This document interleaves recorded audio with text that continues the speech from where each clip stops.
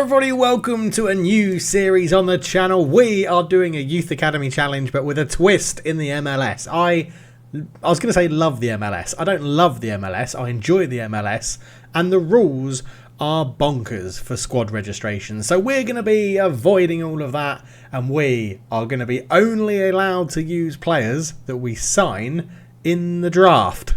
Let's get into it. Yes, hello everybody and welcome to the first episode of Draft to Glory with Austin FC in the MLS. Now, a few little house rules and notes that we need to get through as we start this series. Obviously, Austin FC are a proper team in the MLS. They have a hell of a lot of players that they have not signed through a draft. Or they used to, anyway, because we have taken over Austin FC, and through the first season of the save, so we're technically in the second season now, we have traded away every single player that did not come either through the Austin FC Youth Academy or that they drafted in a previous MLS Super Draft. That makes it look something like this. On to transfers we go. Transfer history, all transfers. These are the players that we sold last year.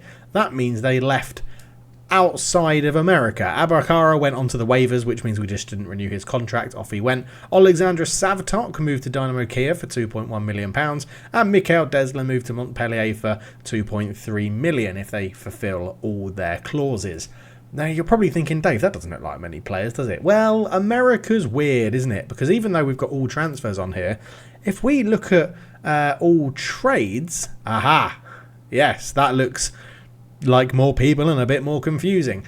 Right, we offered basically anything that's got our name on this side means we offered it everything on the left. If our name's on the right, we offered the stuff on the right. We got the things next to the other people's team names. So, for example, when we traded Stephen Cleveland to Houston Dynamo, we gave them £40,000 Stephen Cleveland and got their first round pick in the 2024 Super Draft. So, basically what this is showing you, because I'm not going to go into loads of detail about it, is that we got rid of quite a lot of players and bought in quite a lot of Super Draft picks. And now that isn't always in the 2024 draft. We do have the 2025 draft in here as well for some of them. So, yeah, and it didn't stop there when the season finished. Oh, I thought I did some more. But I do think that isn't all of them. Oh, I can scroll down. There we go. Yeah, so we've got quite a lot of picks. Now, obviously, the problem with doing a save like this is that it leaves your squad looking like that.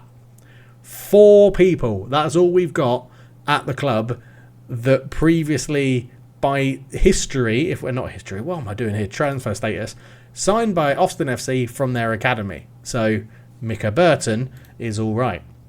CJ Fodry is another one in here. I keep clicking on history. Transfer status, drafted by Austin in the 2023 Super Draft with a first round pick as number 13 overall. Doesn't appear to have worked out too well for them, but he is only 20 years old. Owen Wolf is here as well, signed from the Austin FC Academy in 2021. And Daniel Pereira, who is probably, well, he's definitely our best player at the club, was probably our best player at the club before we even started doing this. He was drafted as a number 1 pick in 2021. So Daniel Pereira is someone that we're very excited to keep around, and we're going to be building the squad around him playing at either holding midfield or central midfield. That is what we're aiming to do for this. He's 24, which means he's the most experienced player at the club. He's a number 1 draft pick, which means he should, in theory, be the best player that was drafted that year. And he's got international caps for Venezuela, so he's half decent.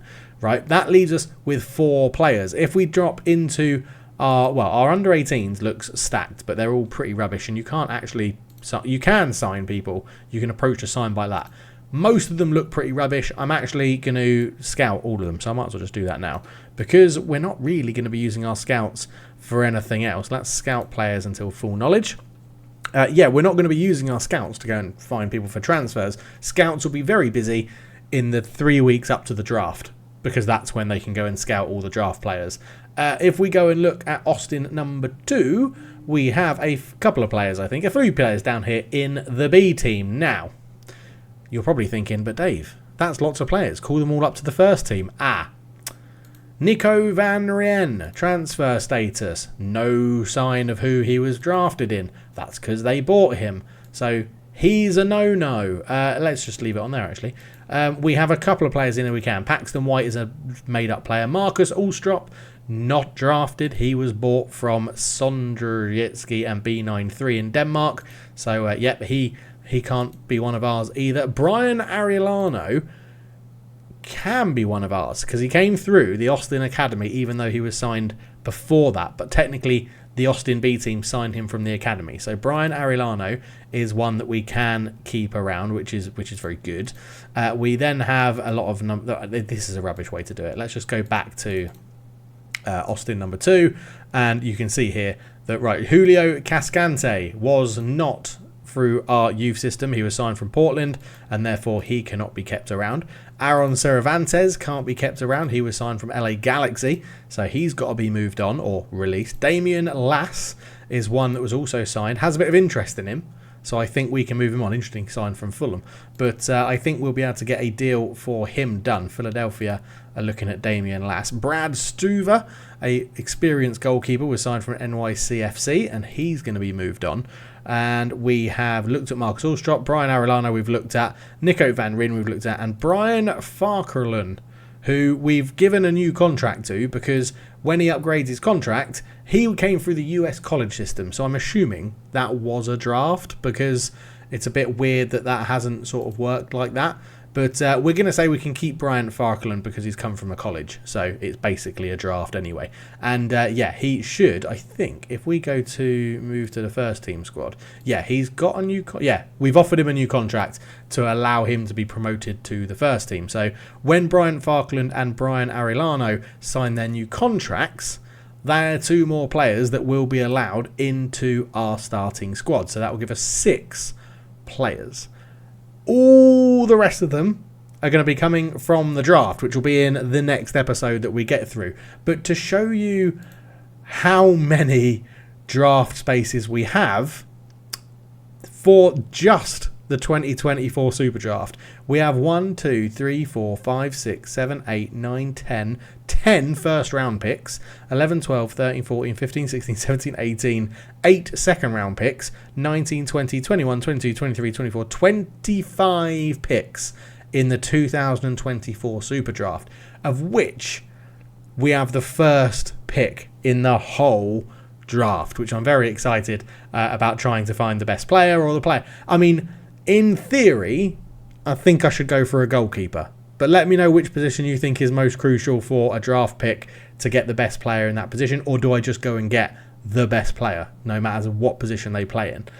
But yeah, so this is the MLS save that I'm going to do this year. Obviously, FM25 has been cancelled. So I thought I'm going to need something to keep me going and do something a bit different. And as far as I'm aware, nobody has ever done this before. So we're doing a draft to glory with Austin FC in the MLS with all of its mental rules that it still has, which is, you know, I mean, if we look at registration, right, we're allowed a maximum squad size of 30. That shouldn't be a problem. We've got 25 draft picks, some of which will go down to the B team or be loaned out. Then we'll have 6 players. So 6 players plus 25 draft picks is technically 31 players. So we'll see how we get on with that. We're going to get nowhere near the maximum squad salary, so that's not a problem. 8 internationals, that shouldn't be a problem. At most, we'll get 2 or 3 through the draft because the majority of players will be American. We're not going to have any designated players in the squad. We're not going to have any non-young designated players in the squad. I don't know what an off-budget player is, but I'll do some reading around that. Maximum of 4 non-reserve and non-homegrown off-budget players. Right. So a non-reserve, maximum of 4 non-reserve. Now, reserve is a type of contract that you can offer. If we have a look here, he doesn't want to talk to me. Brilliant. I need someone that's happy to talk to me at the moment. Enter contract negotiation. Right, so you get star player important. This is all the normal stuff, right? I'm going to piss this guy off a little bit, but we'll finalise that, negotiate. So in here, you can offer reserve, senior minimum, under 22 initiative contract, or a senior contract. So I need to go away and understand what all of those mean in relation to, I mean, do I just give this guy a new contract? What's your existing contract? You are on a senior contract, so let's reset that to that. Yeah, fine. If someone bids 3 million for you, you can go. So I need to figure out what is going to affect all of these. Maximum of 6 reserve players. And then we've got an SMS, which is a senior minimum salary. Maximum of 4 non-homegrown reserve players of the 6 reserve players. Right, so I think we're going to have to be still drafting the best players, but think about contracts when we offer them out. And maybe offer the contracts to players as we draft them so we can keep an eye on the registration. All I know is the draft video is going to be mental, it's going to be long, and it's going to be fun. I think it's going to be very, very fun while we try and remember we've got to draft the best players possible, but also build a whole squad. If you think about this at the moment, we've got 2 players that can play in central midfield or holding midfield. We've got a left winger striker and a winger striker that can play everywhere, although Micah Burton prefers to play up front or behind the striker. He's right-footed, so could play a right winger or left inside forward. We have CJ Fodry, who is a left winger with a strong left foot, with a bit of pace, good bit of dribbling, could be decent, could do a good job. Owen Wolf, who's a young midfielder and central midfielder, and obviously Daniel Pereira, who we want to build the team around. So we will be using a system that either involves holding midfielders or central midfielders or both to try and get the best out of him. So we've got a lot of work to do. We've got a lot of work to do in this draft. Now before the draft, you get nice little updates to say who's doing well in the draft, who's performing well. Our scouts are out there and looking at certain players as well, trying to report back who's the best. So we should have pretty detailed information about them. And you also get things like who can jump the highest, which is very good, isn't it? So Luke Jackson is the person that can jump the highest. Out of everybody in the draft, he is the person that can jump the highest. He's a goalkeeper. That's not going to help me too much from corners, but he could be a good option for someone that we look at. Papadopoulos is second in the highest jumper. He's 16, 6'6", centre-back, and doesn't actually look too dreadful.